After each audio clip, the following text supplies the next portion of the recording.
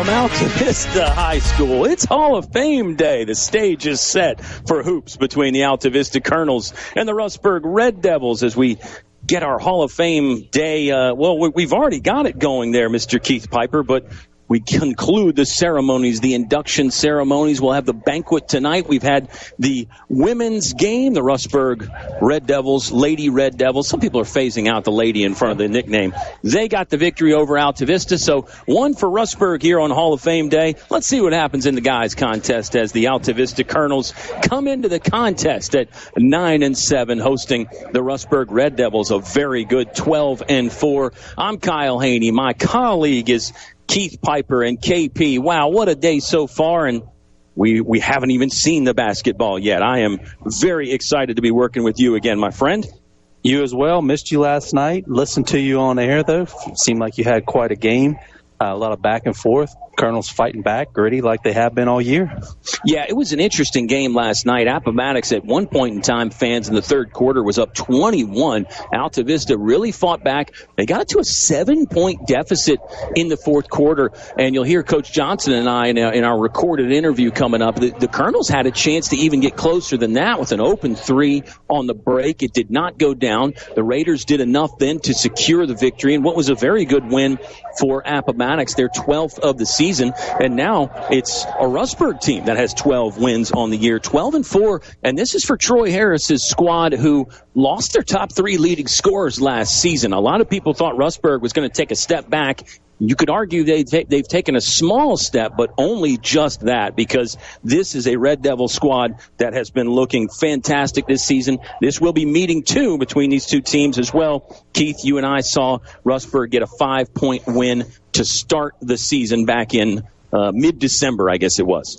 Yeah, and we know it's going to be a close one. At least we hope it is, and history tells us that it will be. I think we discussed last time how many games is it out of 5 out of the last 6 are within 6 points? Yeah, it's you're right. It's actually 7 out of the last 8 now. Wow. when you count the game from earlier this season. But yeah, your initial stat was right. Good call. Yeah. So we expect to see a good one.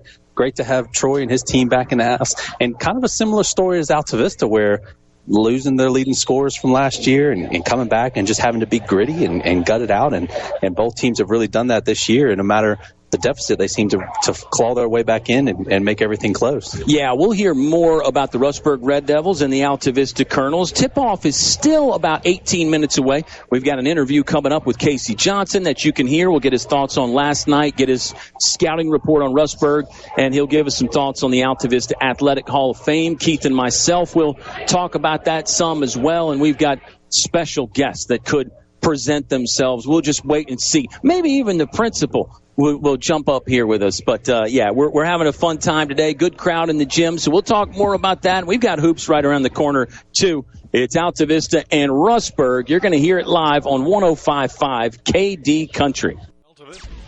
Your high school sports station with award-winning coverage on 105.5 KD Country. All right, basketball on Bedford Avenue, a Saturday afternoon. The stage is set for the Hall of Fame game as the Altavista Colonels take on the Rustburg Red Devils. We're chatting with Colonel head coach Casey Johnson. And, Coach Johnson, quick turnaround for you guys. You were in action last night against Appomattox. Not all bad. I mean, you had a great fight back to get in the game and make it really competitive there at times in the second half. Jamari Slayton had probably his best game of the year. Some other positives, I'm sure. How much do those negatives outweigh the positives from last night? Well, enough to get the loss, and we got to be ready to play, and we just reiterated after the game, 2 quarters is not good enough, and the second half was terrific, but the first half was not. And we've got, Jamari played his best. Andrew Stone did not. Sean Clay did not. Christian Garvin, as we talked about before, will make 2 great plays and then drop passes. And then, to be honest with you, I think the buck starts and stops with me. I've got to figure out a way to either slow us down or speed them up in a way that more positively affects us. So instead of just saying, all right, let's go, when we go over the basics, I think I need to probably be more specific about what we're looking for. Now, they played a 1-2-2 half-court trap that bothered us, and we're not doing a good enough job getting into it quickly and then attacking it. And then you've got to give credit to Appomattox and Coach Kelso, and they came ready to play. They had some kids hit some shots. I thought we did a great job on Chavis the big. We were really focusing on him, but it's kind of pick your poison. If you're going to let guys shoot it, and that kid, number 0, kept shooting it, and it was going down for him. So you've got to tip your hat, and it's not like they're not a good ball club, and they've won 11 games this year, so we lost to a good team. It's just disappointing because we made that valiant effort in the second, and it's just outweighed by what we did not do in the first. I liked what you did with the little 5-for-5 hockey-style line change there. You did it at the end because you needed to foul, which was smart. But you also seemed like maybe you did it earlier in the game to kind of send a message, perhaps. Is that what was going on there? Absolutely. To see if those guys that are on the bench cheering and being very vocal, which I thought our bench was really good and has been really good for probably the past 5 games, give them a chance to get in there and see if they can't get something done. We were tired. We were playing our butts off, and we needed guys that needed to sub. So it was like, go ahead and give everybody a little break, and then see if that first unit can't come in a little more rejuvenated. And I thought we were able to do that. Malachi Ford gave us a nice layup. RJ gave us some nice strength inside. We've got to get better guard play and guys wanting the ball like they want the ball in practice.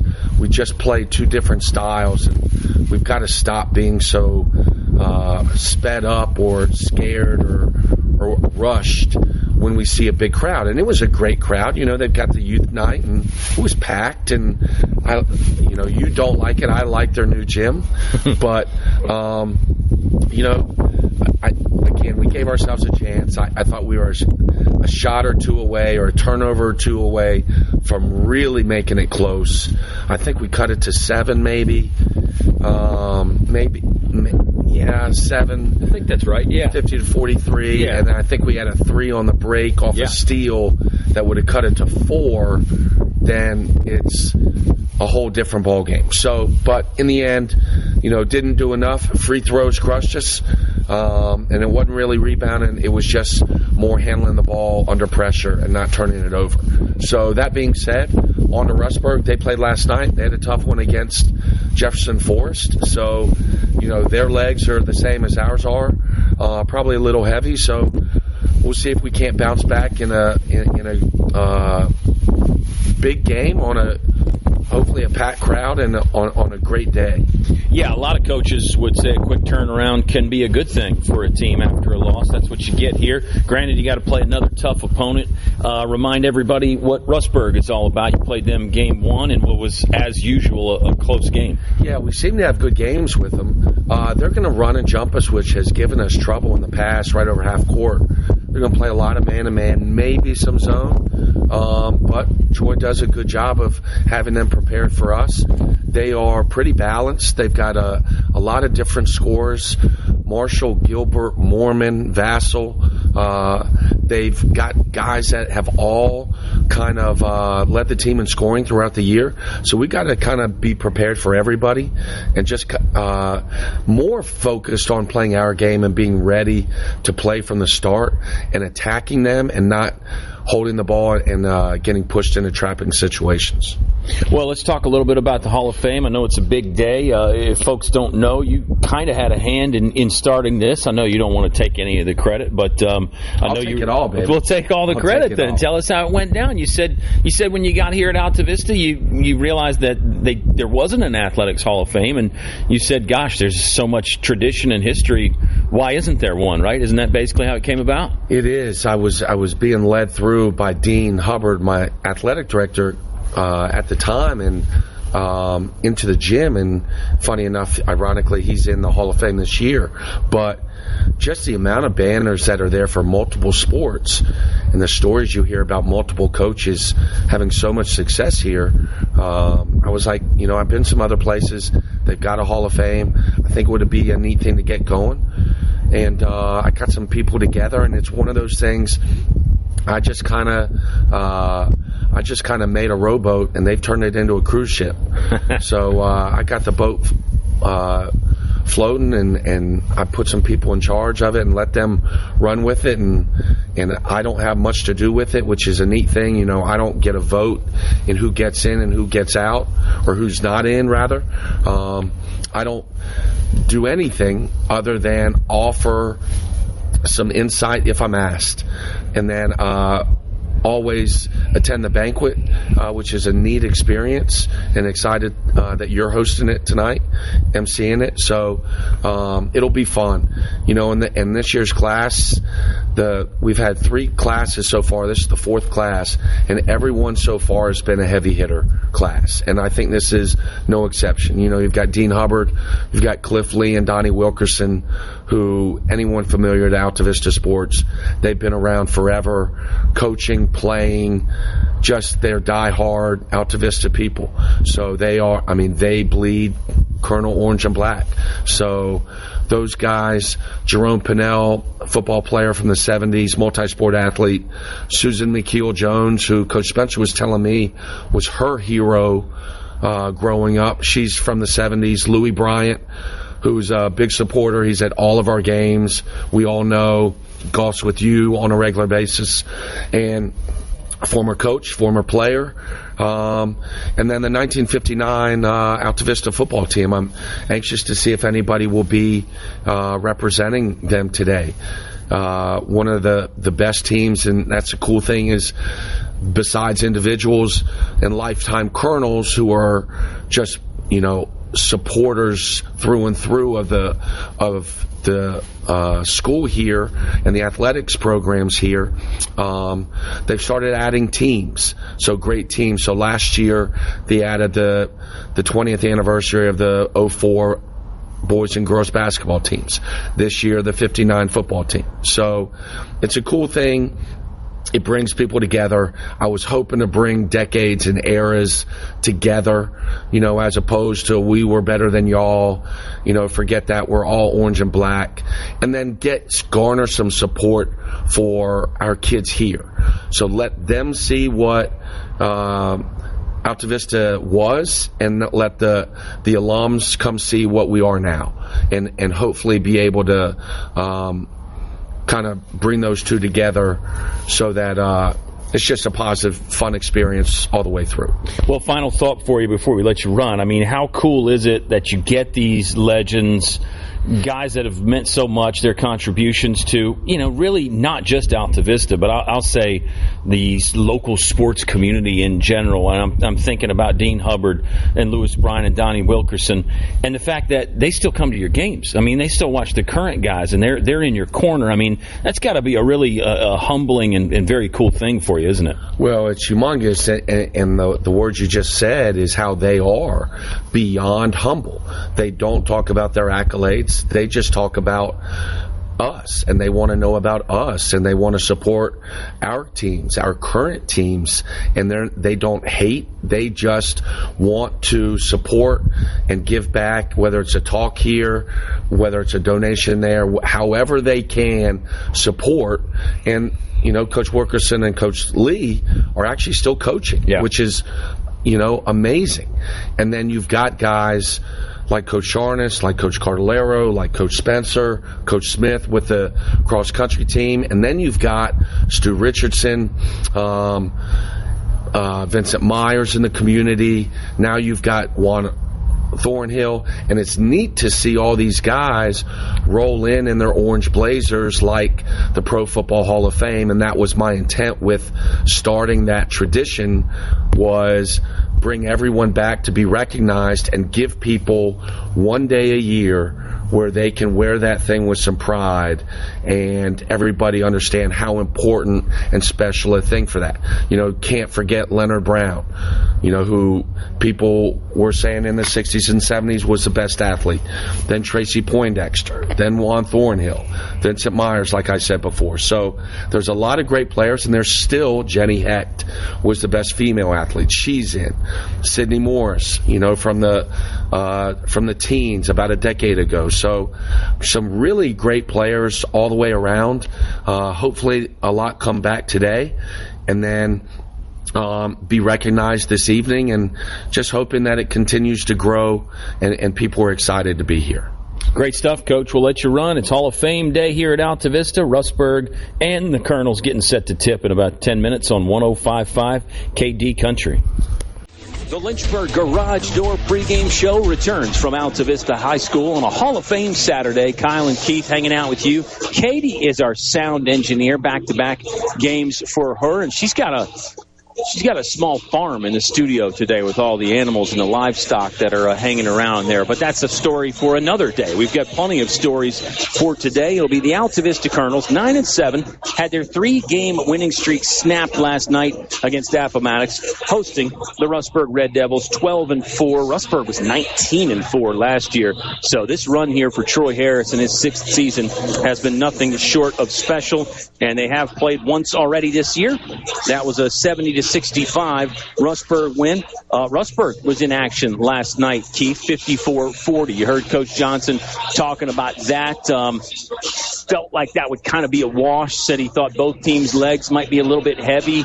And Coach Johnson and I have talked about sometimes when you play back-to-back in a short amount of time, it actually kind of dials your shooting form in a little bit, which does make sense. So maybe what you lose on the pep and the step, you gain a little bit in some shooting accuracy.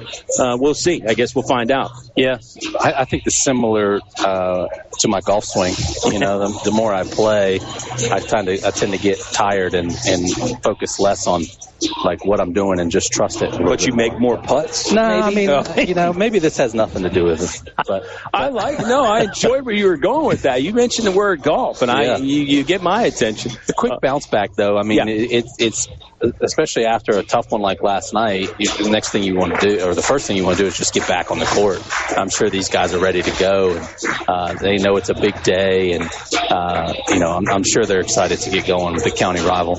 Yeah, it's a county rivalry game. I think it's a game that everybody would be up for regardless, but you add a little bit of extra spice with the Hall of Fame fun. I think that'll have both teams switched on and ready to go. This is the Lynchburg Garage Door pregame show. If that garage door is not switched on and ready to go, you got to call Lynchburg Garage Door.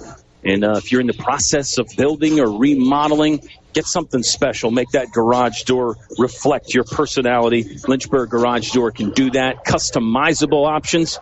And they're such a great team to work with. That's why we love having them on. It's just about national anthem time here from Altavista High School. So we'll have the starting lineup and the tip coming your way in just a moment.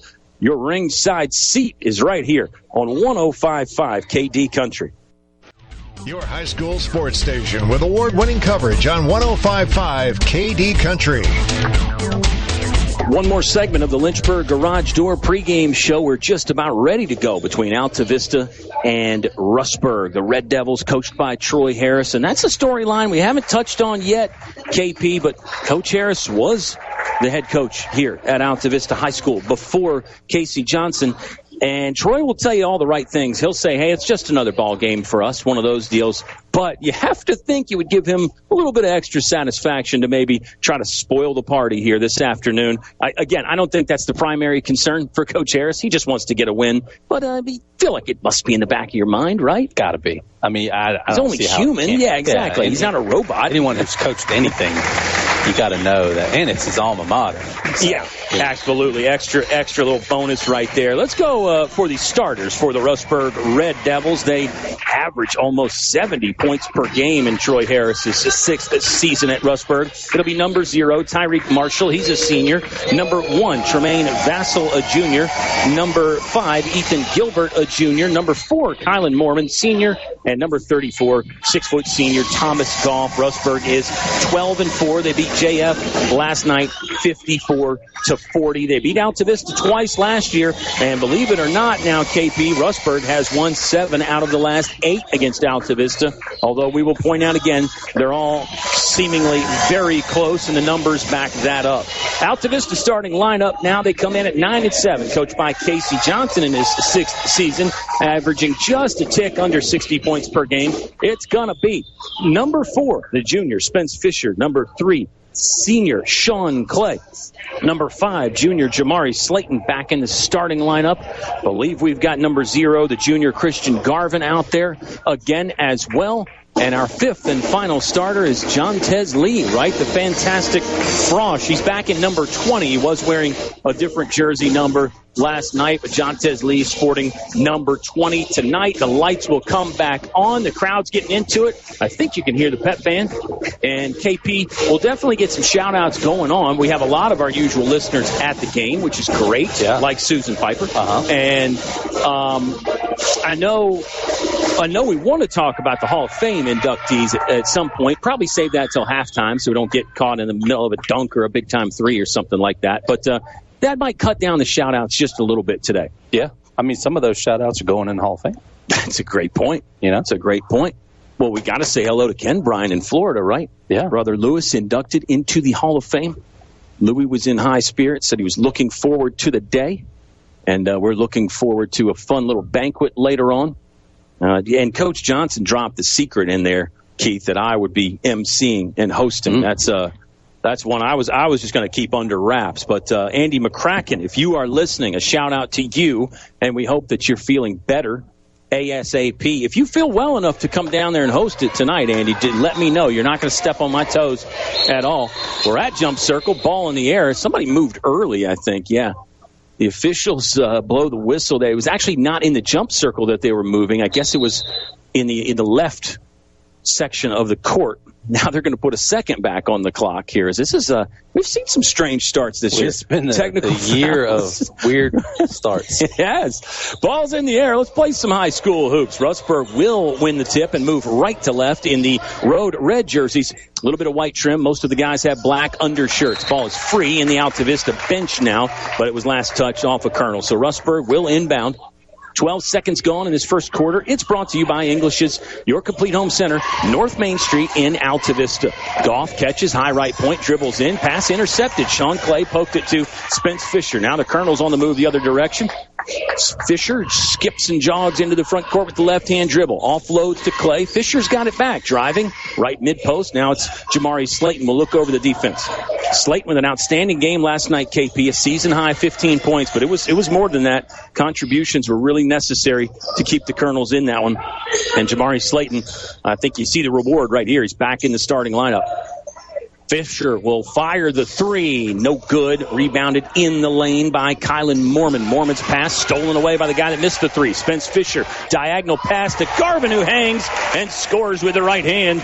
There's your first points. Altavista did not lead at all last night, KP. They're on the board early, 2-0 here. That was good to see from Jamari last night. We had talked the last couple games about how he hadn't had his best game, so good to see him bounce back that day. Steal by Spence Fisher. Ooh, he lost it trying to gather and make a pass. Colonel's defense looks stifling early, though, doesn't it? They've turned Rustburg over 2 or 3 times, depending on how you want to count that last one. I don't know if that goes in the books as a turnover or not. It might be up to the scorekeeper. And that's number 1, Tremaine Vassell, who caught the inbound pass at the right sideline, really just made a beeline to the right edge of the iron and got fouled. He'll step to the line left and shoot 2. With our clock stopped, 6:46 left to play in the first. Yeah, almost a minute and 15 in, and that's Rustburg's first real look at the basket, so gotta be happy about that. Vassell wears number 1. He's a 5'11 junior. His first one will go in, out, and then back in for one singular point. The lead trimmed in half, 2-1, Altavista. We are back in action on Tuesday. Altavista will be at home hosting Dan River, and then they hit the road for the big rivalry game against Gretna on Friday. A rare 2-game week for us as Vassell strokes the second one home. We're tied. First tie of the ball game is at 2 apiece. Jontez Lee will slow down, now accelerating into the front court. He'll scoop one up to the rim, but it clanged off into the hands of Thomas Goff for Rustburg. There's a traveling violation on number 5, Ethan Gilbert. He was harassed by Jamari Slayton, so I'm not going to call that one unforced. I think Slayton deserves a lot of credit there. I'll tell you one thing we've seen from Jontez Lee all year is that he is not scared of anything. He just took that into the the towers underneath of Rustburg and almost finished. He seems to enjoy going in the tall timber there. Garvin catches right baseline, had a shot blocked against the backboard by a couple Rustburg defenders, but there was contact on the play. The foul will be on number 0, Tyreek Marshall. That's his first. Rustburg's first as a team. Garvin is at the line right to try to break this 2-2 tie. I don't know if you heard me talking last night about Garvin's free throw shooting, but to me, the form looks rock solid. He was in and out a lot. I think he's really improved from the line, even though the numbers did not indicate that last night.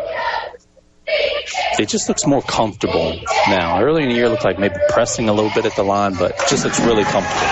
And he makes both. Altavista by 2. Garvin's got all 4 for the Colonels. They're on top 4-2. Defending the basket to our left in the home white jerseys with the black and orange trim. Marshall driving baseline left. Ooh, ball stolen. Jontez Lee got the ankles shackled. He had the leg irons on right there as they got clipped up, and he was dropped right at midcourt. That's a foul. That's a foul on number 4, Kylan Mormon, his first. Rustburg's second as a team. Altavista has 1. We're not even 2 minutes into the first quarter, which is brought to you by English is Your Complete Home Center. Altavista has 2 fouls now. Spence Fisher called for a screen that was a bit too physical, too much movement, trying to set the pick at the top. Almost looked like he just got caught in a bad spot. I don't think anything was intentional. I don't even know if he was trying to screen right there. Yeah, it wasn't one of those, Draymond Green screens where you bear hug the guy and then body slam him. Sorry, we don't need to go there. We don't need to bring Saginaw, Michigan's finest into this. Here's a drive and a traveling violation from number 4, Kylan Mormon. He got to the edge of the paint, saw defenders walled up in front of him, and I think that caused the footwork to not be clean. So each team's had some turnover issues. I would argue Rustburg has had a few more early. Was still very early in the contest. Good snap pass from the right wing by Sean Clay to find a cutting Christian Garvin. He came around the defense, caught it, and scored with a reverse finish. Garvin has all 6 for the Colonels, and they lead 6-2. Full court pressure from Altavista, and still pressuring when Rustburg does break the timeline. Good find by Goff, but number 4, Mormon, can't convert from straight away. Mormon got it back, scored, and got fouled. Fisher was trying to box him out as Mormon got the offensive rebound. And in the process of boxing him out, Keith, he kind of just kept moving him while Mormon was in the shooting motion. Yeah, a little bit of a late whistle there. But, the contact ended up taking him to the ground, so you've got to call that. And you could call that bad luck, too. We talked about Fisher's first foul, and he is playing with 2 now. He's actually on the bench, so he's not playing with 2. But Fisher has 2 personals.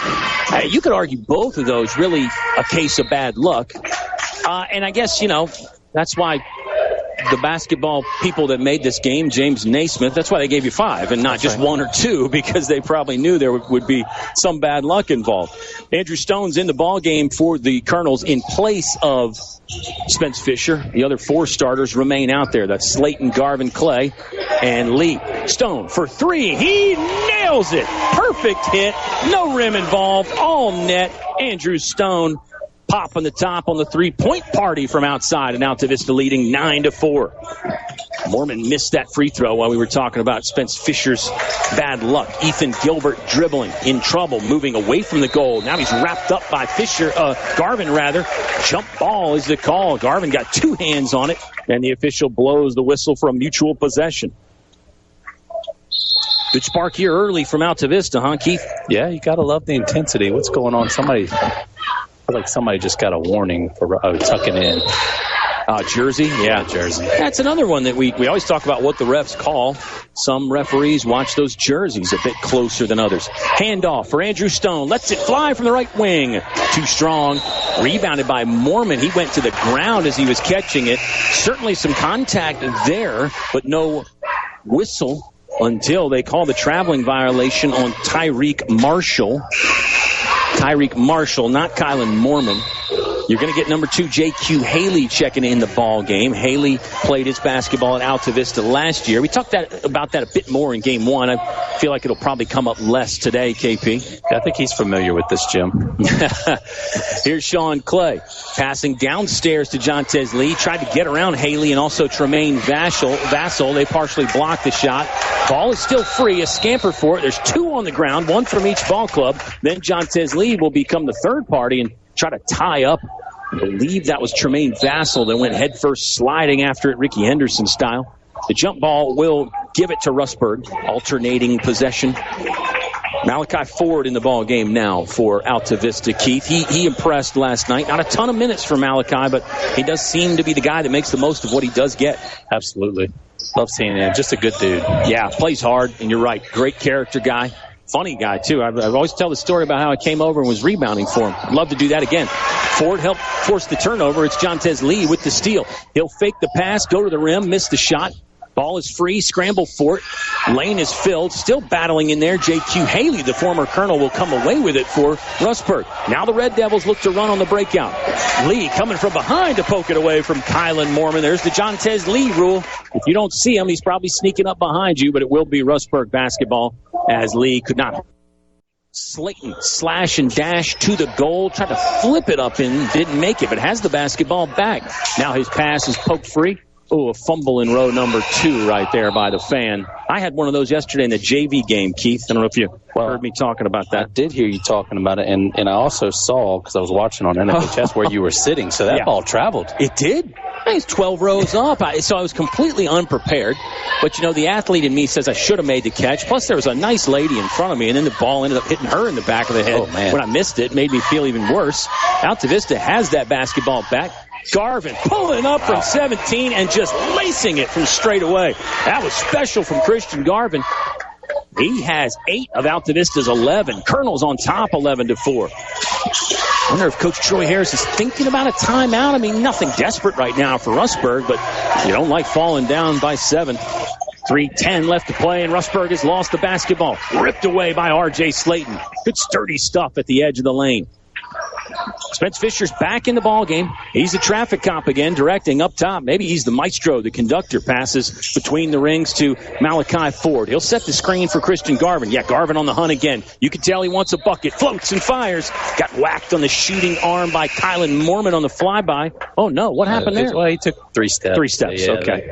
Before the shot went up. Well, I'm an NBA guy, so that... Right, you're used to that. You're used to 4. You get one. Yeah, I was going to say, thought you would have one more. Traveling is the call if you don't know what we're talking about. It's a gather step. You said that one time in a broadcast. I always remember it.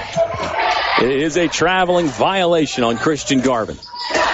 If you don't get all of our inside references, we got to have more outside references. Here we go. Rustburg in the left forecourt.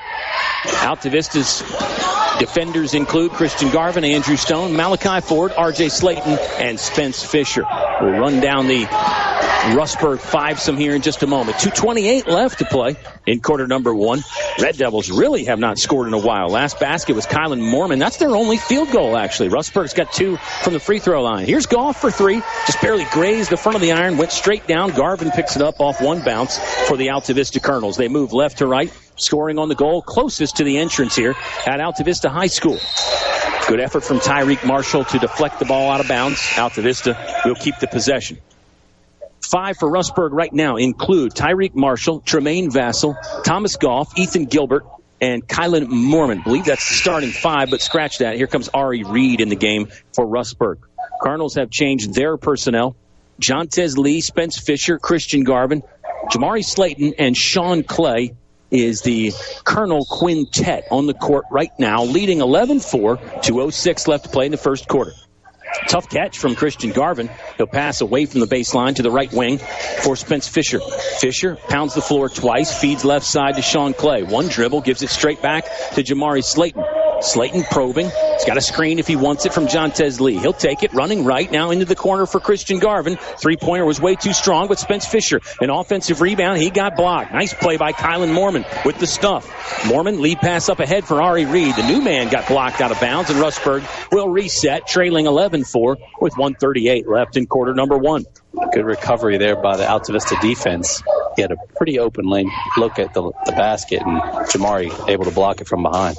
Reed's a 6'1 junior, kind of stocky, sort of a fullback type of build, I guess you could say. Open 3 from Ethan Gilbert. He nails it. Nice shot to not miss that opportunity. Ethan Gilbert had a lot of space to operate, and that's the second field goal for the Red Devils, first in a while. 11-7. Jontez Lee took a jaunt to the lane and fired it high off the window. No good. Here's a 3-on-1 fast break. Gilbert catches and rolls it in from the left side. Ethan Gilbert's got the last 5 in a row for Rustburg, and the Red Devils are back within 2. 11-9 Altavista.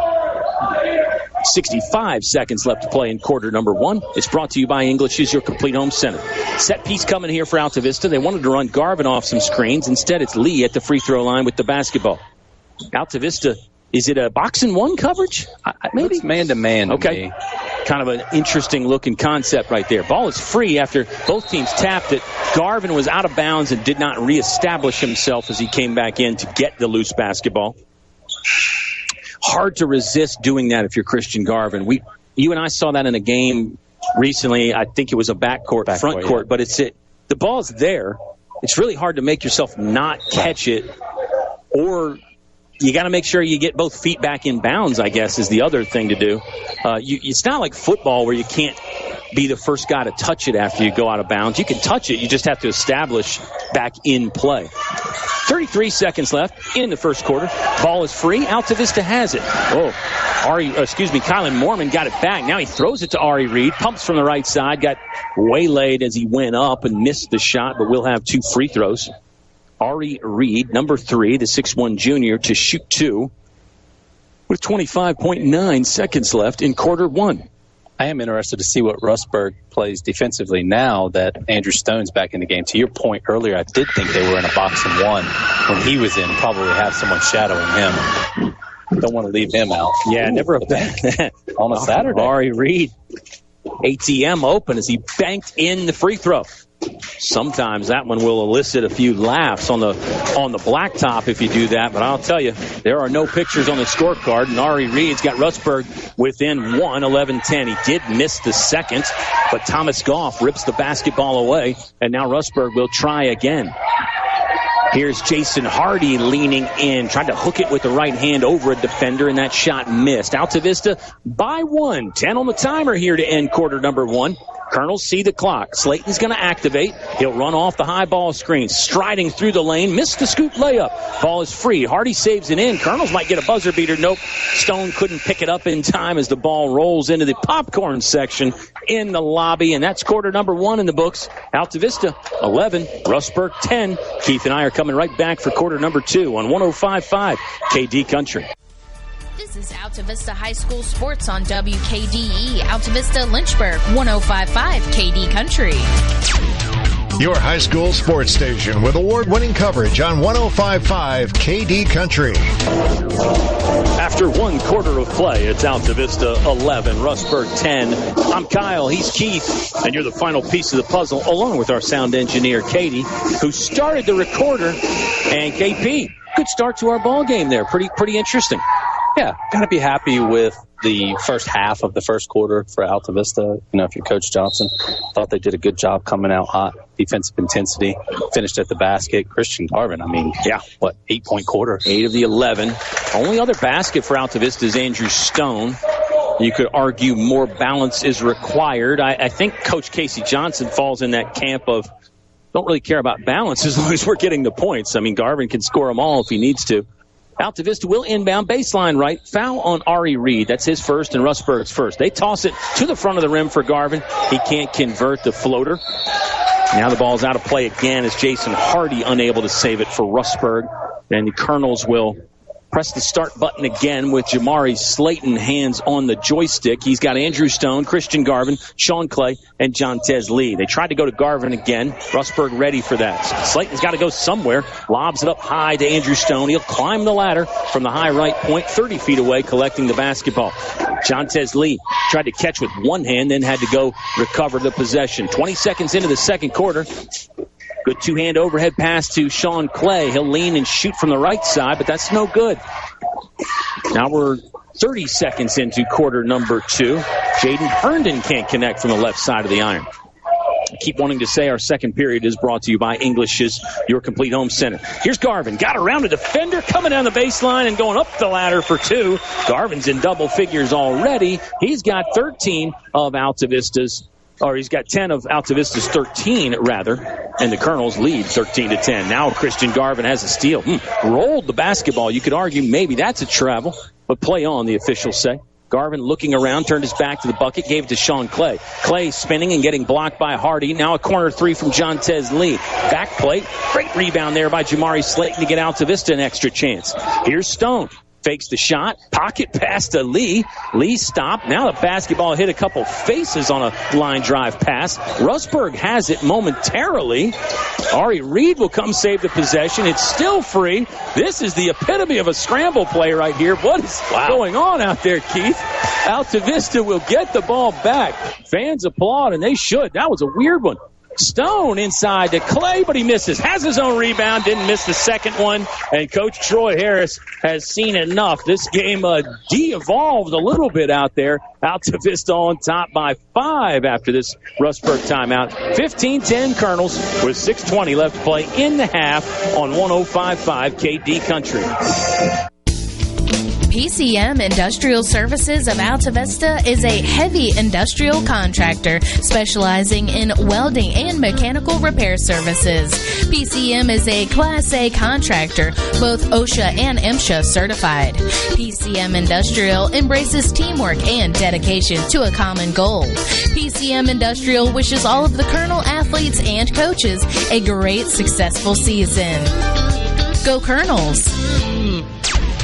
Your high school sports station with award-winning coverage on 105.5 KD Country. We return to Bedford Avenue. It's basketball on a Saturday afternoon. I love these afternoon games. You got the whole evening in front of you to do whatever, or go to the Hall of Fame banquet. Yeah, it is a ticketed event. Kickball at the timeline as Rustburg was trying to break the midcourt stripe. Jontez Lee with just some major pressure. We talk about his speed and his footwork. He's a jumper, too. Yeah. I mean, I don't know what the vertical is for Jontez Lee, but seems like it's really a weapon for him. Open three from number 13, Jaden Herndon. Air ball. Rustburg got the offensive rebound. They stuck it back in. Was that Tyreek Marshall? It was Thomas Goff. Thomas Goff. Thank you, Keith. That's why you need two to do these broadcasts effectively and efficiently. Altavista in the front court right with the 3-point lead now. Colonel's biggest advantage has been 5. They've gotten that a couple times in this one. Currently leading 15-12. Slayton fakes a jumper, now passes to Stone. 4-3, bricked it. Rebound is loose. Tyreek Marshall has that, but stepped on the out-of-bounds line on the far side of the gym from our perspective. Here comes R.J. Slayton and Spence Fisher back in the ball game for the Colonels. Malachi Ford as well. Boy, I like this combo of Ford and Slayton on the court at the same time because I think first glance you think, well, they're kind of similar players, bigger body guys, hustle guys, bang you guys, but I like having them out there. I think they're working well together. Yeah, absolutely. R.J. Slayton, you know he's going to just throw the body around down low. Got to love that. Fisher fakes a pass, now a baseline dribble, got inside the lane, pump faked and got whacked. They'll actually call that an on-the-floor foul. Yeah. And that's one I think you and I have talked about. He did not leave his feet to shoot, but you could make the argument he was in the act of shooting. But, again, we digress, which is always part of the fun, and Altavista will inbound. Foul was on Jaden Herndon. That is his first. Rustburg's second of the quarter. Open three from Jamari Slayton. No good. Rebound loose. It's into the hands of Troy Harris, who's on the Rustburg bench. That means out of play, and Altavista will maintain the possession, leading by 3. More subs for the Colonels. Keon Davis? No, that's Demarius. You're right. He's a JV guy. That's Demarius Tanner. Demarius Tanner played in those Christmas games when Altavista didn't have the JV team. And this is something that Coach Harris, or Coach Keith, 0 for 2. This is something that Coach Casey Johnson has shown a propensity to do, and that's when the JV guys don't have a game, he'll call them up and get them in the mix. Gotta love that. Gotta love it. That was Jamari Slayton trying to pass to R.J. Slayton, but he couldn't maintain the possession. And now a foul on the other side is Jaden Herndon. Off that steal, went to the rack for 2, and he'll have 2 free throws now. Missed the shot. Foul was number 1 on Malachi Ford. Maybe I should reiterate that point one more time, just since I botched it so bad there. You know, one thing I like that Coach Johnson does year in and year out is regular season, he's really not concerned, I don't think, with wins and losses. Of course you want to win. And you got to do enough to get in the tournament. But right. But ultimately, you want to get your guys ready for the tournament, and you want to get the next guys ready for years to come. And he does a great job of getting these young guys in and getting them some experience. Yeah, so true. So true. Jaden Herndon cans both, and Rustburg, maybe not. Maybe they're within 2. Okay, Rustburg's within 2. No, Rustburg's within 1. I knew it. 15-14. Malachi Ford going to try to change it. Front iron the corner 3. And it's a rebound for the Rustburg Red Devils. Goff, left wing. Couple dribbles, turns away from the basket. Good ball movement there from Rustburg to snap it around. Marshall driving in. Stone blocked his path to the rim. Now here comes the three-pointer from number 5, Ethan Gilbert. It's good. His second triple of the game will give Rustburg their first lead of the game. 17-15, Red Devils on top. And here's a timeout on the court by Coach Casey Johnson. Hey, let's stay here and remind you, the second quarter is brought to you by English's, your complete home center, North Main Street in Altavista. Your home for the brands you know, love, and trust. Carhartt clothing for men and women, Rocky Boots, Ariat Boots, Atrium vinyl windows and doors, and even more. Check them out at English's. Yeah, I talk about the way Coach Johnson uses the roster more like they do, say, in Major League Baseball. Which is a world you and I can understand. You've got guys coming up and down from the minors all the time. There's no team in baseball that's ever, at least not in the modern age anyway, used the same 25 or however 29 guys a whole year. There's constantly changes. And I think that's the way Coach Johnson thinks about it. If he's got a JV guy that has games available and they can help the squad, then they'll get some time. And maybe permanently. I think the move to have R.J. Slayton up with the varsity is permanent. Great feet from Andrew Stone. That was a full 30-foot pass right under the basket to go to John Tesley. And now the Colonels have a steal. We are tied 17-17. Second tie of the ball game. First since we were knotted at 2. Here's Garvin, right wing. Kind of had everybody isolated on the left side, but could not drive by the sturdy defense of Tyreek Marshall. Now it's Fisher. Marshall's on him now after the switch in the zone coverage. Andrew Stone, ready, aim, fire, and he makes another one from outside. Colonels snatch the advantage back, 20-17 now. It's shaping up to be a good one here. More than midway through quarter number 2. It's Altavista 20, Rustburg 17. Red Devils in the front court working against the stingy defensive pressure from Altavista, and the Colonels will get the basketball back. Sean Clay made a break for one, got his hands on it, and then Ethan Gilbert touched it, trying to get the basketball back, and now it's into the scorer's table. Just a great hustle play by Sean, and how many times have we seen that this year? He's so good as that kind of free safety center fielder sort of concept. Garvin lost the basketball, poked away. That's Gilbert that has it, but he traveled. Gilbert arguing, well, I got pushed. That's why I couldn't keep the feet set. I fell on deaf ears from the official. Well, I do agree with him. He did get pushed, but it was his own guy. Well, as Sean Clay catches at the midcourt stripe. Gilbert trying to come from behind. He got it. Great takeaway right there. Oh, but lost the handle. Gilbert now has it back just outside the lane. Leaves it over left side in the paint for Mormon, who missed. Colonel scrambled back nicely. Now Spence Fisher trying to break out of a double team. He kind of got a straitjacket put on him as he started to dribble. That's a foul. And that foul is on number 13, Jaden Herndon. That'll be his second. Rustburg has 3 as a team. Just under 3 to play in the half. Altavista leading 20-7. A reminder, Rustburg won the first meeting between these squads. It was back in mid-December, game 1 of the season for Altavista. Rustburg won that. It was a 70-65 Red Devil victory. I think Rustburg had played once. It wasn't like they had a big advantage in games played or anything. And if I remember correctly, Ethan Gilbert, not a guy you want to leave open. I feel like he hit some big threes for them early in that game. Yeah, he's proven it again here. Fisher post moves from the left side. That rimmed off. Pass up ahead to Thomas Goff, who was running the floor nicely. Good basket there by Goff, and the pass from Marshall was really good. Rustburg with a steal. Marshall looking to take the lead back. He flew into Sean Clay, who attempted to take the charge. They're going to call that a blocking foul on Sean Clay, and here comes 2 free throws for Tyreek Marshall. And this will tell you about the unique nature of our game, and every contest is different, Keith. I think Appomattox, before Altavista started fouling intentionally in the fourth quarter. Appomattox went about 3.5 quarters and only shot 2 free throws. Wow. Now Rustburg, this is going to be free throws 9 and 10, I believe, for them. First one's no good. 20-19, Rustburg down by 1. Tyreek Marshall can tie it right here from the line left with 2:25 left to play in quarter number 2. On the court right now, the Colonels have... Hard to tell if Sean Clay's out there or not. He is not. He's not, yeah. Rebounded by Malachi Ford. He's joined by Andrew Stone, Christian Garvin, Jamari Slayton, and Jontez Lee. Slayton will casually walk across the timeline. There's the double team, kind of a blitz double as you cross the stripe from Rustburg. We've seen that a lot. Colonels were ready for it. Jontez Lee has the basketball back. Crossover dribble. Passes to Andrew Stone for a lengthy three-pointer. Nice rebound by Garvin, and then he passed it before he went to the ground. Jontez Lee missed from 10 feet left side. Rustburg basketball again. Kylan Mormon on the move. Got to the three-point wing and then stopped. They pass it around inside. There's a nice block by Malachi Ford on Ari Reed, but they will say that's a foul. And now Ari Reed will step to the free throw line. He's already 1 for 2 from the charity stripe. He'll have a chance to tie and or give Rustburg the lead. Coach Johnson not happy with that call. That was a pretty good block. He must have caught the elbow or something.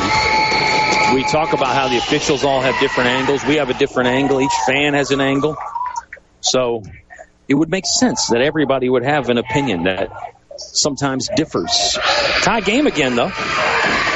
After Ari Reed makes the first. Here comes the second. That's no good. We'll stay tied 20 apiece. Jamari Slayton. Oh, he kept the dribble going as he slid down to the ground. Threw it out of bounds anyway, though. Slayton with some traction issues this year. I don't want to throw that one under there because that's another one. I think there was probably some contact there. And, you know, let's just say it. The officials have let some things go. You have to let some things go, or as we've pointed out, the game will just take forever and everybody will foul out for both teams. Just a question of what the referees are willing to call, what they're looking for. The Colonels will try to do their own blitz double team at the timeline. Vassell passes out of it. Nice steal from Jontez Lee. Got him coming from the backside again. How about Kylan Mormon? He'll strip it right back. Oh, and then he got slammed straight down by Christian Garvin. That was a volleyball spike. He got on top of that and packed it straight down the byline into the cheerleaders. I got the crowd into it. Got me into it, KP. I thought for a second there he was calling a foul, but he was just saying Rustburg ball. Yeah. High flying Christian Garvin with the block.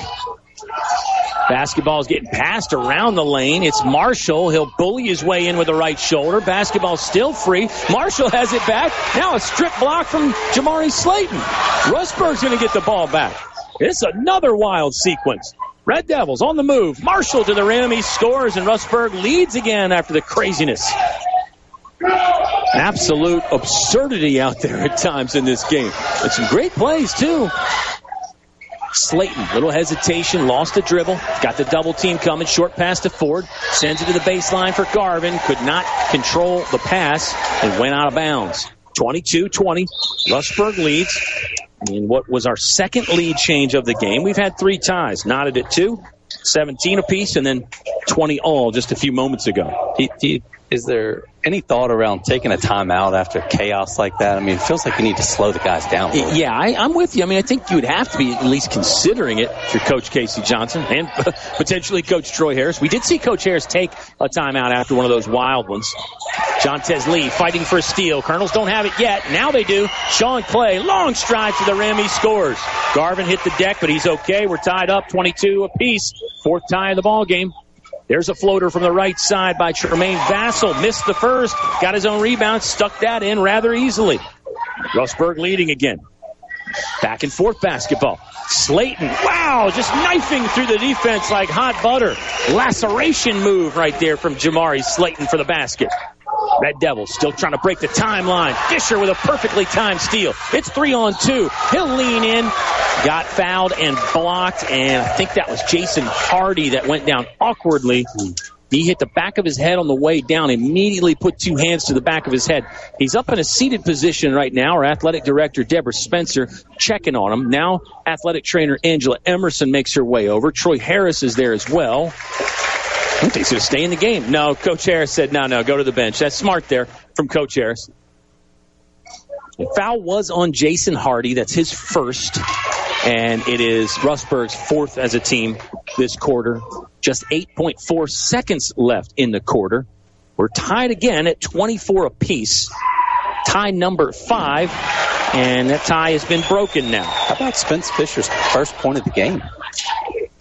That's the kind of game Altavista can play, though, isn't it, as far as balanced scoring? And Rustburg does that, too, actually. Fisher, front iron the second one. Colonels have the offensive rebound. Short pass into Garvin. Got blocked. Fisher had a whack at it. Now it's Jamari Slayton. Spins and shoots. Clock down to 1. There's the horn. A wrestling match on the floor. Neither team wants to give it up. Love that fight right there. It would have been a jump ball. It doesn't matter because the half is over. Both guys on their back. Just really a tug of war with the basketball. What a way to end the first half. Wow, where does this thing go in half number 2? Right now, the Colonels will head to the dressing room with a 1-point advantage. 25-24 over Rustburg. We're back in just a second on 105.5 KD Country. So, KD Country. Your high school sports station with award-winning coverage on 105.5 KD Country.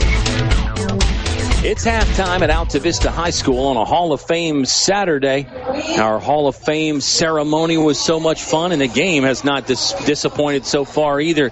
Keith, 25-24. Altavista by 1. And we've seen some wildness for sure. I think that's probably good for the fans, though, right? Don't you think that's viewer-friendly when it gets a little crazy out there? Yeah, no doubt. I mean, it was borderline chaotic there. Mayhem. Yes, mayhem is a great word. Yeah. Kind of use that word more. Yeah. A little bit out of control at times by both teams, but started to get a little chippy there at the end. And we did see some what you'd call quote-unquote textbook basketball. Both teams really had their moments of good basketball. I think both clubs are sharing the ball very well. And with the way these teams play defense, I guess that makes sense. You would really have to share the basketball. If you just try to dribble too much against either of these defenses, you're going to lose the ball. And we saw that. We got the half-court shot going on. Stuart Hunt out there. It was kind of a set shot. I mean, that's how strong his jumper is. He didn't even need to run into it for the half-court shot. Just like a layup for him.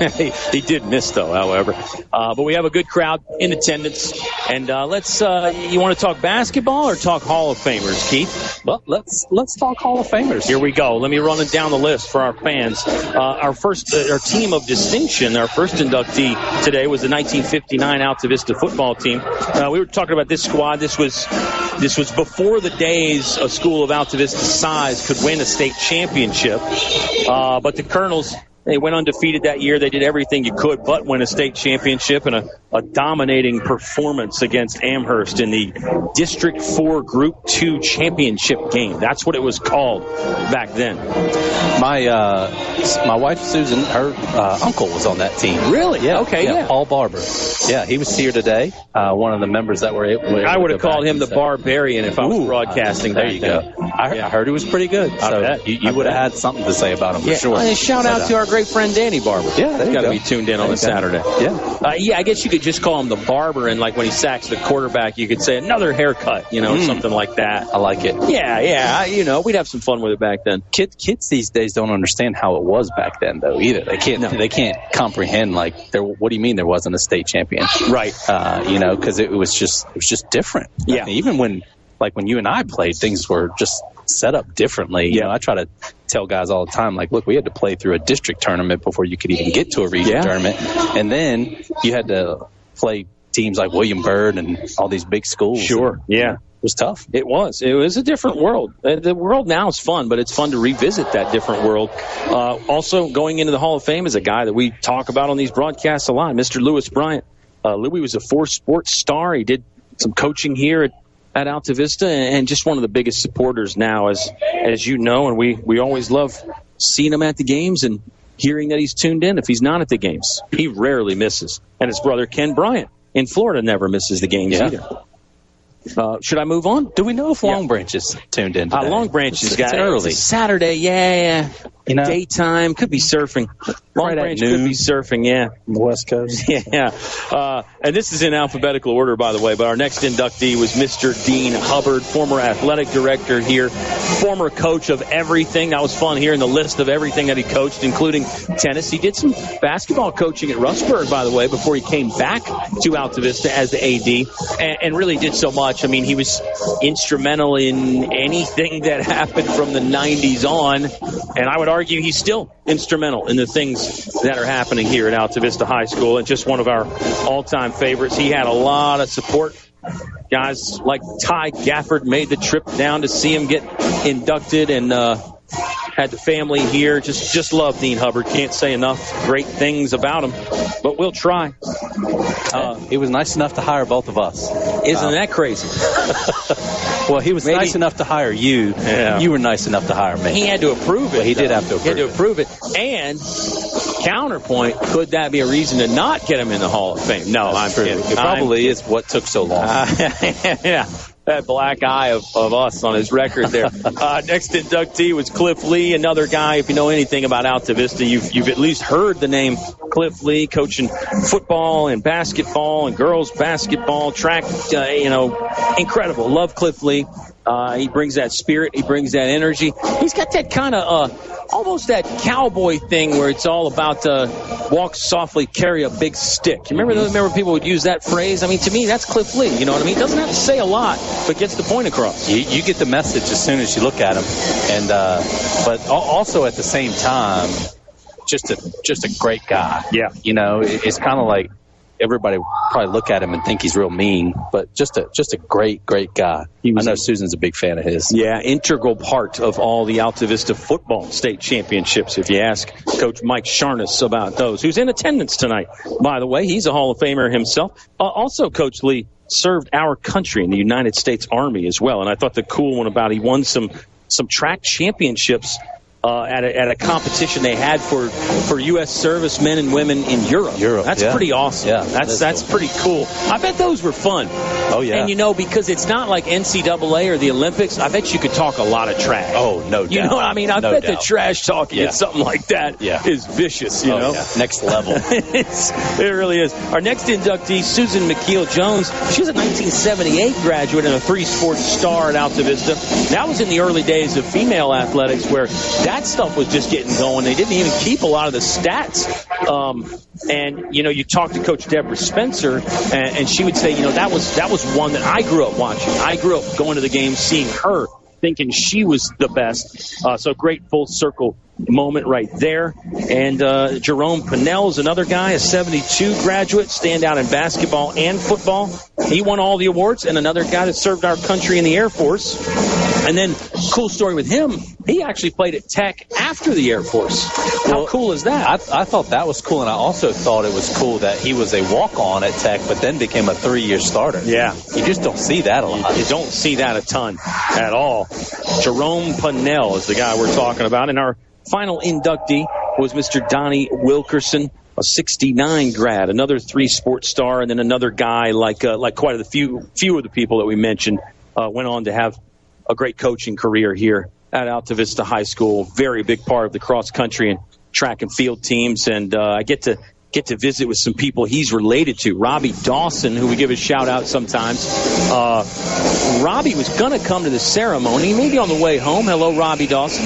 And he's also related to my friend Allison Nichols, who's the women's basketball coach at the University of Lynchburg. There's a connection there as well. So get to talk about Donnie all the time, and I love it. You're no shortage of stories there either. Not going to find a single person to say anything negative about Donnie. No. And to show what a guy he is and how much he means to the town. When he had his bike accident a couple, 2-3 years back, Sounds right. I mean, I came down to the school to try to see if I could help, and there were cars everywhere. Yeah. Everywhere. Just everybody was out in town, trying to find him. And thankfully, Coach Smith was able to find him rather close to his house. And Donnie was, back in no time, back on running and on the bike. He didn't take much time off. I think some people even tried to say, hey, should you give it a rest? And, he was like, well, this is what I do. This is my life. And that makes sense. It's hard It's hard to just make a big change like that. So Donnie Wilkerson, can't wait to hear more and tell more about them. It's basketball time again, Keith. We get a free throw. We'll give the first half point totals. And that it will ensure that we won't get any free throws in the second half, now that we've said that. Altavista has the first possession, not anymore, poked away. Thomas Goff picks it up for Rustburg. Rustburg is trailing by 1. It's 25-24 at the beginning of quarter number 3. Here's number 1, Tremaine Vassell, got to the rim and then passed away from it, and he hit the open Ethan Gilbert. Gilbert cans another triple. That's 3 trifectas for him, and there's another lead change. Rustburg on top, 27-25, but scratch that. Sean Clay swashbuckling to the rim for a deuce, somehow. And then they got it back. The 2 baskets right in a row as Jontez Lee got the Grand Theft Auto, stuck that in for 2. Altavista leads again.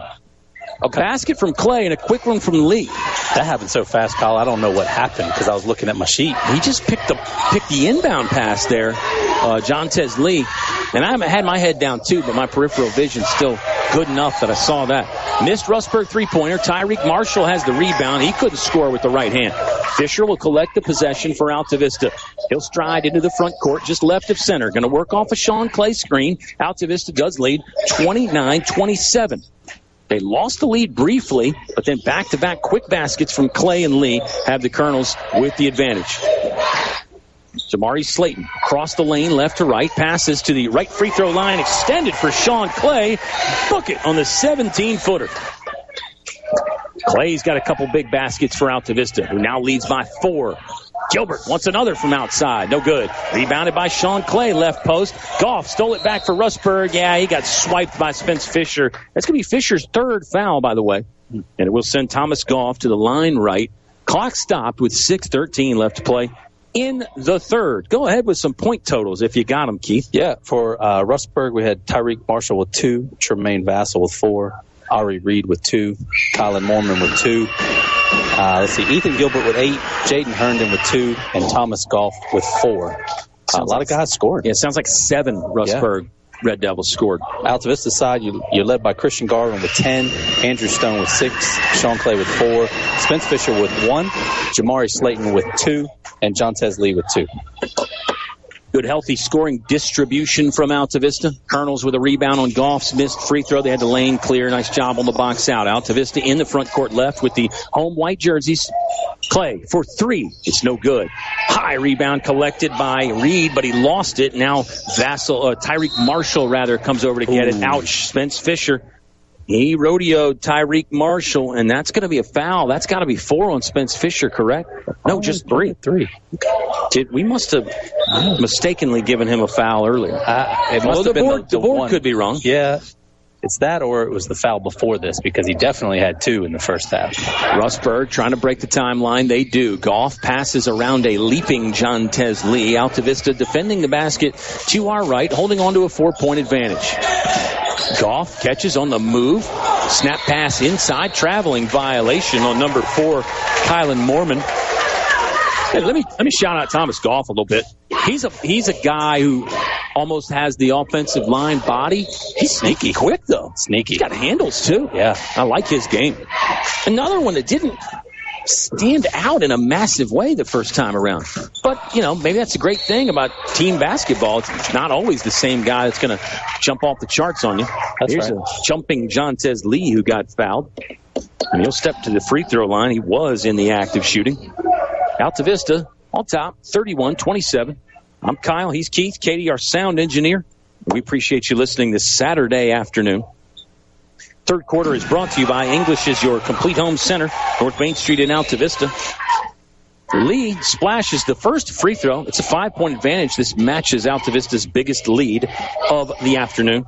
They've actually gotten it to 5 3 times. Let's see if it goes to 6. Not yet. Front iron on the second freebie by Jontez Lee. First-year man splits the stripe, and now it's Rustburg basketball in the front court right. Marshall catching, now passing to Goff. Yeah, what a find by Thomas Goff, and a great job to run the avenue there by Kylan Mormon. Easy layup after the pass, and Rustburg's back within 3. Clay, step back, 16-footer, bang! Mid-range in effect for Sean Clay. He's got 3 field goals in the quarter. I think Sean Clay's starting to feel it a little bit. Altavista by 5 again, 34-29. Jontez Lee, tight coverage on Vassell. He'll try to dribble around him with the left hand. Got all the way to the sideline. Gilbert stroking the triple. He got it. Yeah, Ethan Gilbert. 4th long ball of the quarter. He can shoot that thing. Altavista by 5, 34-29. No, the scoreboard hadn't changed again, right? That's right. It's 34-32. Well, scratch that. Now it's 36-32. Oh, Rustburg turned it over. Goff stepped on the baseline. Now let's make sure the score is right. Yeah, they've given Rustburg their points. It should be Altavista 36, Rustburg 32, correct? That's what I have it as. You almost sometimes want to yell at the coaching staff just to make sure that they've got it right. Right now, Altavista leading 34-32. It is Colonel basketball. We think it should be 36-32. Altavista by 4 with number 4 skying in and scoring. Great body control by Spence Fisher. Yeah, it says 36-32. I think the Colonels are short a couple points. I think Altavista's up by 6. Oh, a miss from Tyreek Marshall. He got really bothered by Christian Garvin, and Garvin slapped the backboard. You could argue maybe that should be an interference. Rustburg basketball. Slayton went down. Now it's a drive from Jaden Hardy. Gilbert wants to dribble. Good chest pass to Marshall, who set up for 3, airballed it into the hands of Spence Fisher. Altavista going the other way. 2-on-1 fast break. Sean Clay hangs and shoots. He got whacked. Couldn't get the shot to drop.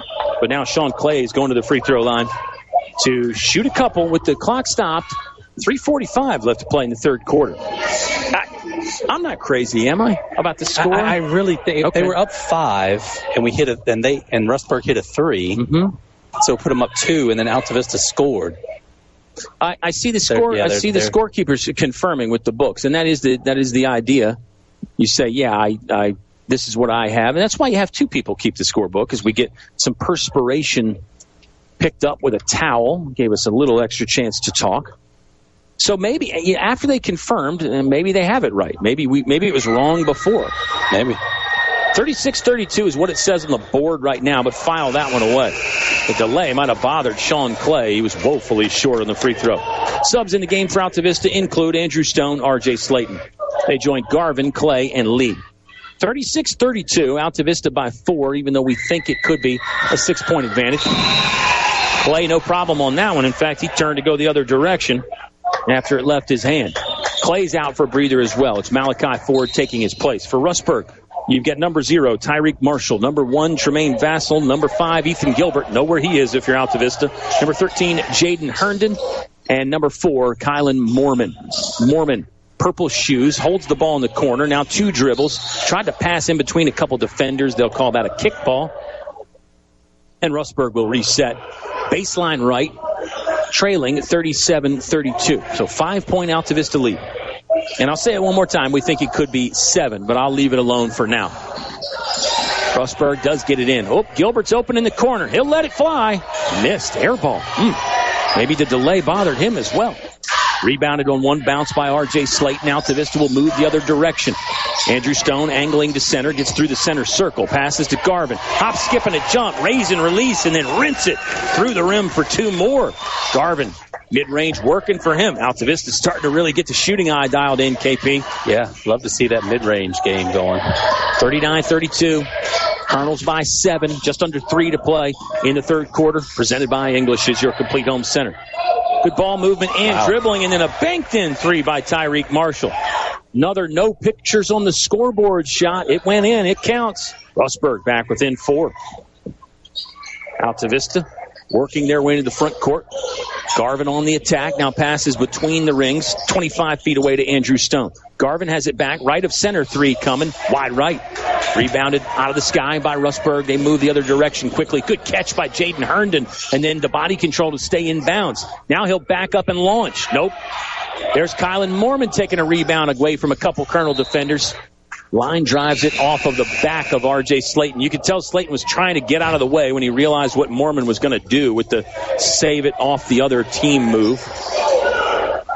I think I need more descriptions for that because you're seeing that so often. Yeah. You see that 5 or 6 times a game now. Yeah, no doubt. It used to be you tried to throw it in high to a teammate, but now Oh, good steal by Andrew Stone. That'll stop you in your tracks. He read that pass perfectly. Ari Reed fell down. He's going to get back up and play some defense. Altavista had 5-on-4 briefly, but Reed's back in position.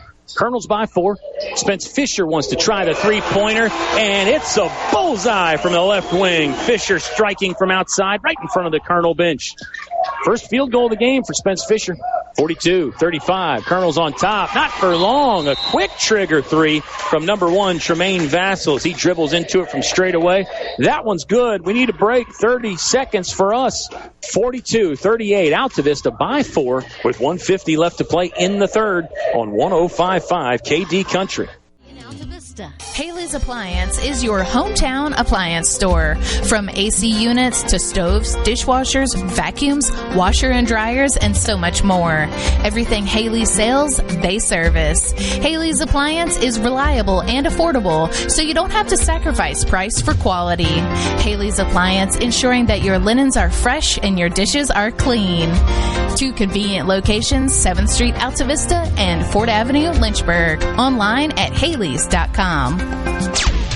Your high school sports station with award-winning coverage on 105.5 KD Country. Altavista basketball out of the timeout. Andrew Stone went spinning to the rim but couldn't convert with the right-hand lay.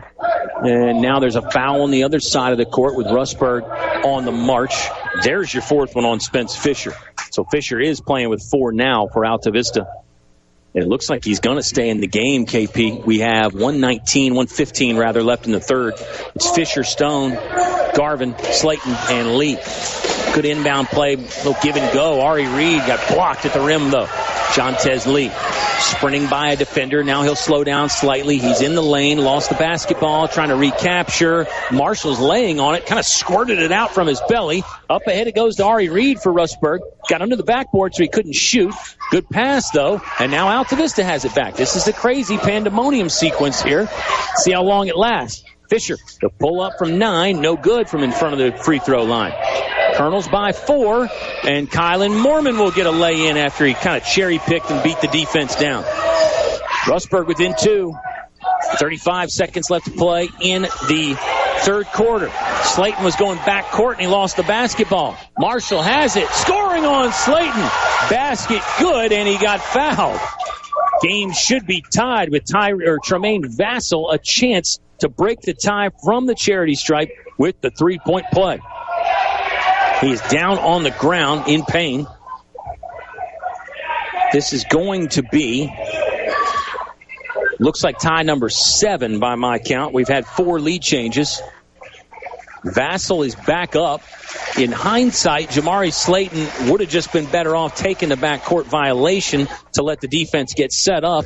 But that's easy to say from up here. That's right. I was thinking the same thing, but he doesn't know where everyone is, and he's just trying to make a play. Yeah. It's kind of like we talked about when you grab the ball when you haven't established. It's just so hard to change what your normal athletic moves and thought process would be. Free throw for Ethan Gilbert. Ethan Gilbert's going to shoot the free throw because Vassell was unable to. He does make it. You got Jason Hardy on the Rustburg bench with ice on the back of his head. Now Vassell's out, at least for the time being, with injury. Rustburg leads again, by the way. 5th lead change of the game. Fisher on the way from straight away. Bullseye for Spence Fisher. There's another lead change for you. Altavista back on top, 45-43, 5 on the timer, and a foul a full 30 feet away from the basketball. This is going to be 2 shots because it's foul number 5 on the Altavista Colonels in the quarter. The foul is the first personal on Jontez Lee. It will be the 6'1 junior Ari Reed at the stripe for Rustburg. Many times this year have we seen Spence Fisher knocking down a big shot in the second half. I keep calling him Captain Clutch. I think he's got that ice water in the vein thing where he likes the big moments. His shooting does not take a drop off in the big moments. In fact, it may get better in the big moments. Tied again. Nice job by Ari Reed to convert. Cans both. I don't know that I love that, Kyle, because now you're giving Rustburg the ball back right under the basket. Rustburg's going to get it back after Altavista turned it over. Yeah, Jamari Slayton patting his chest. A little bit of a boo-boo there is going to give Rustburg the basketball back as Altavista couldn't really get it in bounds from the baseline. Officials are going to talk things over. They're wondering about the clock. The clock never started, but I think they're not to interrupt. I think they're wondering about Tremaine Vassell. I don't think the one official's saying he can't come back in yet. Oh, okay. Yeah, good call. Good call by you. Tremaine Vassell was going to go back in the game, and the officials tell him he needs to stay out a little bit longer after that injury. Rustburg basketball, 5.3 left. Immediate whistle blows. What's this on? This is a foul. That's the fifth foul on Spence Fisher. Spence Fisher. He's fouled out. Spence Fisher is fouled out in the third quarter. Rustburg was trying to get the basketball inbounds. It still says 4 on the board for Fisher. How's that possible? We've been wrong before. I guess Spence Fisher's got 4 fouls. Maybe, again, they attributed someone to somebody else. I think we've seen a couple times that, and I'll just say it, I don't want to sound critical, but you can't always trust what you see on the scoreboard. Let's say that. Free throw from Reed is no good. He just made 2 of these to tie the game up at 45, but missed the first. Second one's coming up. There's 4.7 on the clock in the third. This is only the third quarter, by the way, and it's already chaos. Reed will make the second. Rustburg leading again by 1. Jontez Lee will let it fly with plenty of time, and it was well off the mark. That's how quarter number 3 will end. It's a Rustburg 1-point lead. Red Devils 46, Colonels 45. Do not miss the final 8. It's coming up next on 105.5 KD Country. English is so much more. English is more than a hardware store. English is your complete home center. Everything for every job you do. Always here for you. Get the quality you really need. That's English is so much more. English is more than a hardware store. English is your complete home center. On North Main Street, Altavista. Your high school sports station with award-winning coverage on 105.5 KD Country. A wild 3 quarters of basketball gets us to this point. Rustburg 46, Altavista 45 with 8 more minutes in regulation. We keep saying these games are always close. 7 out of the last 8 contests between Rustburg and Altavista decided by 6 points or fewer. And it looks like this one's shaping up the same way, Keith. Yeah, no doubt. Kind of a fortunate series of events there at the end for Altavista. Just 5 seconds left, and not sure why you go with the full court pass, but hit the ceiling, give him the ball right under, end up collecting Spence Fisher, and give them a point from the free throw line. Hall of Fame Saturday. We tend to see a lot of great games in this gym on this day, and this one is not disappointing so far anyway. Altavista has led by as much as 7. Here comes the Spence Fisher three-pointer. Bricked it, rebounded at the three-point line by Thomas Goff for Rustburg. Red Devils running and scoring. That was Jaden Herndon that caught a pass in motion and went up to the steal for 2. Rustburg by 3 now. We have had 8 ties and 7 lead changes in this game. We're last tied at 45 apiece. Altavista hasn't scored since then. It's 48-45 Rustburg. Red Devils get the basketball back after a redirect. Here's Ethan Gilbert. Can't finger roll it home. Bodies crashing out on the baseline. Altavista's going to get the ever do, but just in a game like this and where we're at now, you really wouldn't have time to recover. Strong strides to the basket there by Herndon again. Man, looking like the best player in the court right now. Explosive on the hop, skip, and jump to the hole. All right, Altavista is down by 5. That's what I said you did not want. Let's see how the Colonels proceed. 5:25 left in the fourth quarter. Garvin's going to get to the rim. Snaked his way by Kylan Mormon. Had Mormon on his back and then flipped it up. Missed the lay-in. But Garvin's going to have 2 free throws for his troubles. That will stop our clock at 5:23 left in quarter number 4.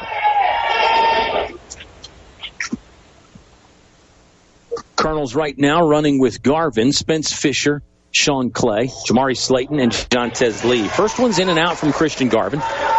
Rustburg's making changes. Here comes Tremaine Vassell back in the game. Tyreek Marshall will enter as well.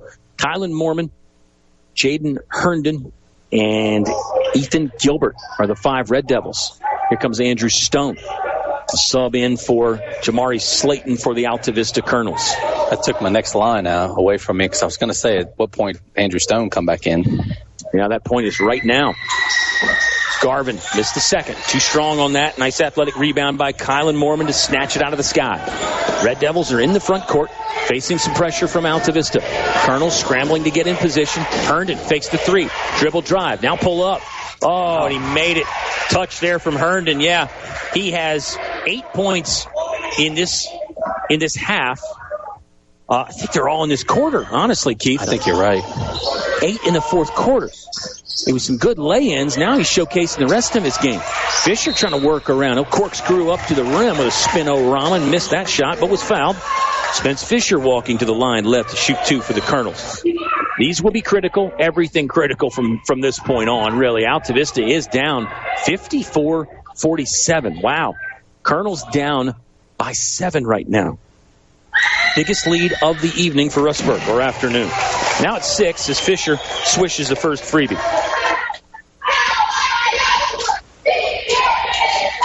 Jontez Lee is out for a break. Jamari Slayton is back in.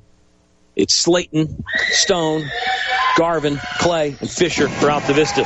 Fisher, no problem on either. Makes them both, and Altavista's back within 5. 54-49 Rustburg. Red Devils are in the front court right, wearing the road red jerseys. Rustburg beat JF last night, 54-40. Altavista lost to Appomattox last night. That snapped a 3-game win streak. Nice interior passing. Mormon dropped it over the top to Tyreek Marshall. Marshall scores. He'll get warned about leaving the basketball alone when it goes through the hoop, with no violation the first time you do that. Rustburg back within 7, 56-49. Sean Clay at the controls, high right point. Bounces inside the three-point ring to Spence Fisher. He's in between the lane and the three-point line. He'll back in, throws it up top to Garvin. Now right side back to Fisher. Wraparound pass. Fisher driving back to Sean Clay. Three-pointer coming, and he hits the bullseye. Sean Clay continues his great performance, and the Colonels really needed that. Pulls Altavista within 4 after the triple. Steal by Altavista. Fisher and Clay combining for that one. Up ahead it goes to Jamari Slayton. Catches for the Colonels in the deep right corner. Carrying violation. Got his hand under the basketball, and that's a turnover. Altavista will give the rock back to Rustburg. Jontez Lee returns to the ball game, taking the place of Christian Garvin. What a game, Keith.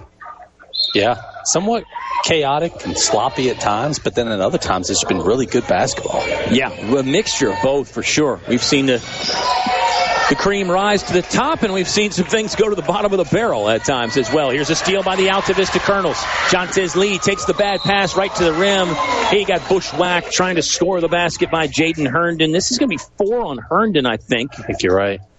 But we've been wrong about that before. All night. The board says 4 for Jaden Herndon. That would be a blow for Rustburg, seeing as how we think he's been their best player in the fourth quarter. It will be the Frosh, Jontez Lee, on the line to shoot 2 for Altavista. Yeah, it looks like Troy Harris is not inclined to take Jaden Herndon out, so he will be playing with four fouls. Spence Fisher playing with 4 fouls for Altavista, by the way. First one's good from Jontez Lee. Outside with 3. 56-53. Rustburg, we're more than midway through the first quarter. Lee, no problem on the second one as well. Very confident from the line that time. Sure, no bother. It's not yet anyway. 56. Rustburg with basketball, leading by 2. Shake and bake move from Herndon. Now he'll offload to Kylan Mormon. Mormon with a waist-high dribble. He's going to get it back. Nope, stolen away. Andrew Stone is going to outrace the defense and right in for 2, and we are tied. Great defense from the Colonels. Another tie. We nodded last time at 45 apiece, and now it's 56-2. County rivals giving us another thriller. Marshall walked. He thought about faking a pass. Well, he did fake a pass, but then ended up dragging the feet. Time out on the court. Rustburg needs a break.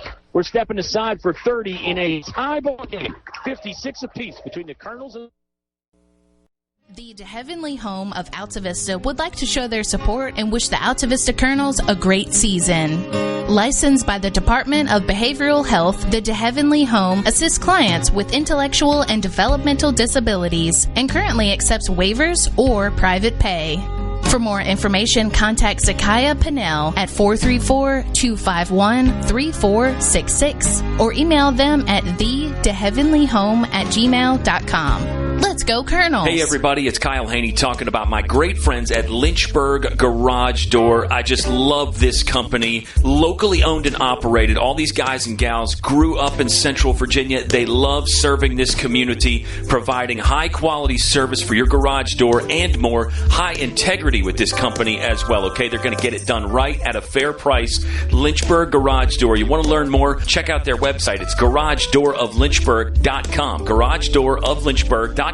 You can call them at 434-546-0308 or just use your search engine and look up Lynchburg Garage Door. See what they can do for you. See why I love this company so much. Lynchburg Garage Door. Your high school sports station with award-winning coverage on 105.5 KD Country. Altavista was down 7 in this fourth quarter, but the Colonels now lead by 2. Back-to-back baskets from Andrew Stone. We've got 2:11 left to play in the fourth quarter, Keith. The Colonels have come alive at the right times. Altavista led by as much as 7 in the first half. Right now, Colonels lead by 2, 58-56. Exactly 2 minutes left to play in the fourth quarter. Rustburg basketball. Colonels defend the basket to our right. Here's Gilbert thinking about a three. Passes to the corner instead.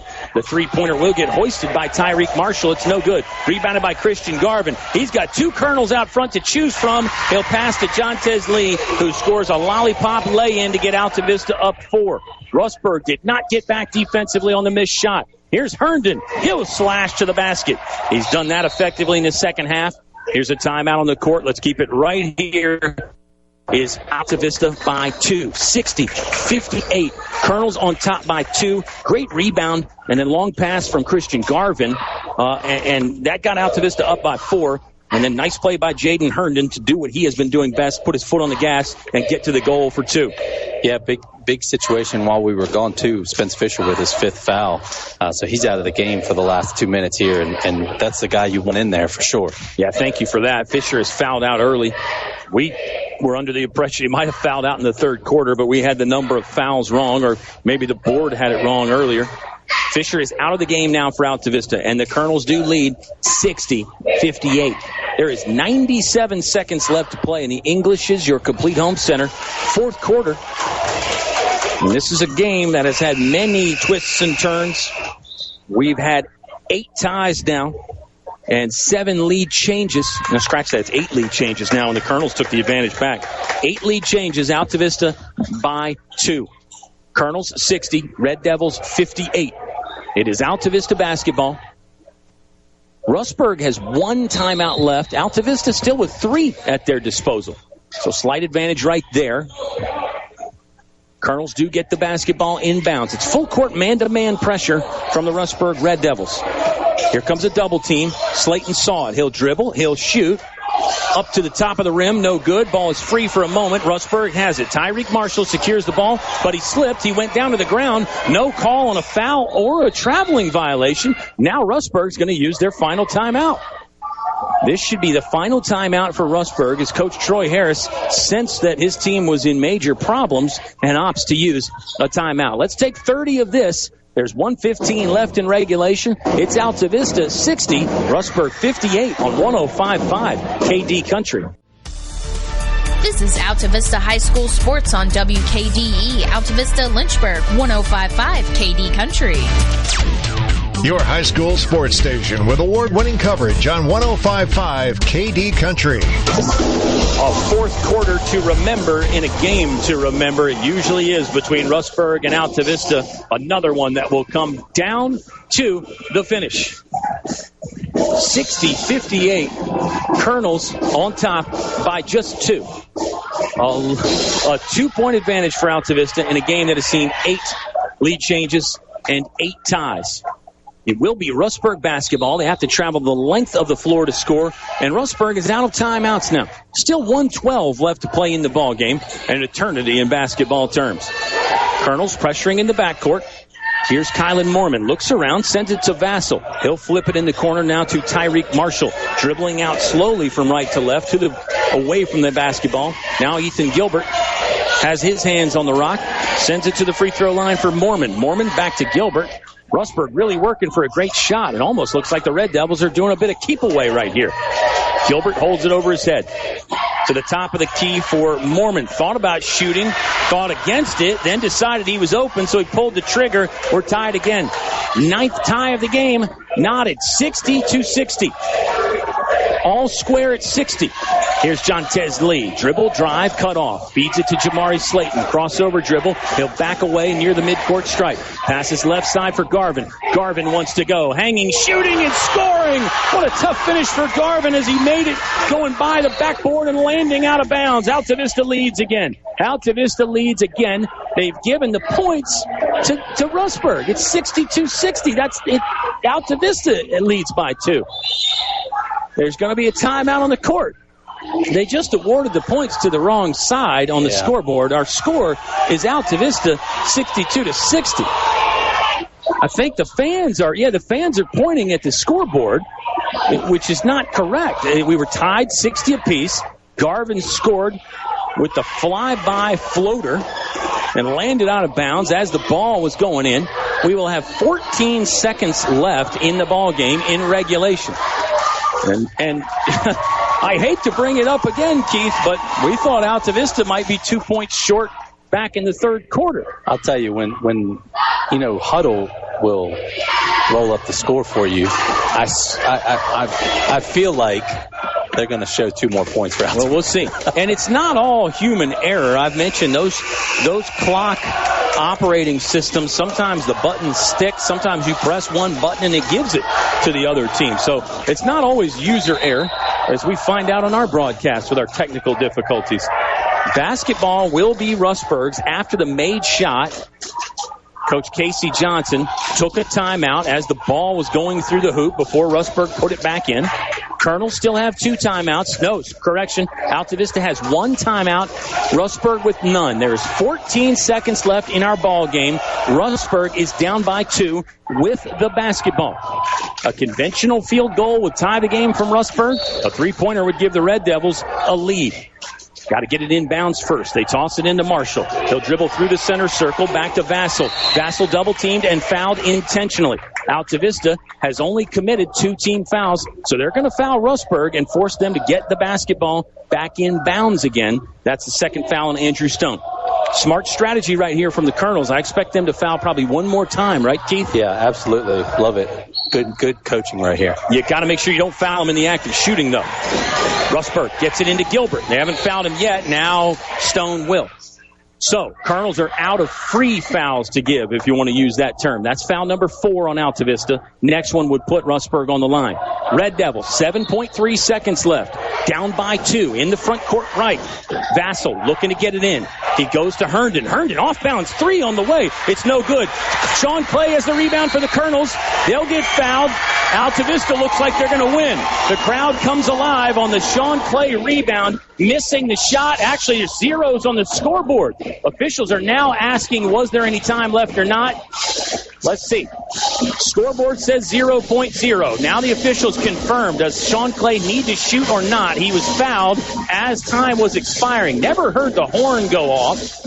I think they're putting 2 seconds on. Okay, yeah, well, that's not even close then. Yeah, if you're going to go 2 full seconds. Sean Clay standing all by his lonesome on the free throw stripe. He wants to get this over with. Sean Clay's saying, give me the basketball, please. 62-60. Altavista leads by 2. The missed 3 from Jaden Herndon just kind of went directly into Sean Clay's hands. Clay's already in the shooting motion. Look at him asking for the basketball here. There is 2 seconds on the clock. You were right about that, Keith. The officials have put 2.0 on the clock. Sean Clay can win it with 2 free throws, basically. 1 is better because then the desperation 3 would only tie you. If he misses both, Rustburg still with the door open. Clay missed the first one. So here we go. Altavista doesn't have anybody around the lane rebounding. A missed shot's probably going to be Rustburg's, and they'll have 2 seconds to try to hustle up a long-range 3. When you see these situations, I think best case you're getting to half court probably, but we'll see. Jim has gone really silent. Clay makes the second one. Altavista leads by 3. Gilbert will fire it from long range. It hit the rafters, and Altavista's going to win by 3. Colonels win. Colonels win in a game where they were down 7 in the fourth quarter. What a response from Altavista, and then a dramatic finish. Altavista gets a basket from Christian Garvin to break a 60-all tie, and then the Colonels hold on at the end. Altavista moving to 10-7 on the season. They beat the Rustburg Red Devils 63-60. You heard it all live.